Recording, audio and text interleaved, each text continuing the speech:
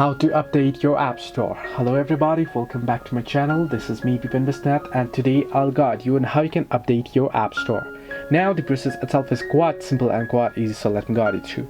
Now if you're facing some error while installing the application on App Store and you want to make sure that it's updated to the latest version, then the only way to make sure that it is updated to the latest version is to check for software update. Now the App Store gets updated with the software update. There is no any particular way to update the App Store only. So you want to head into settings and then scroll down, head into general, and then check for if any software update is available. If the software update is available, you can go ahead and you can update it there.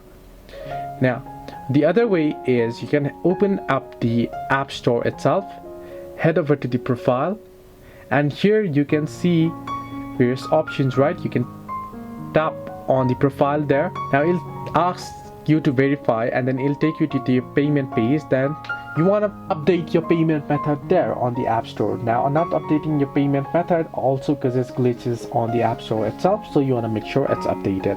If it is not updated or if you're still having glitch, you can remove it and add it back again. So hope this helped you. Do like and subscribe, and do not forget to leave a comment down below if you have any further issues.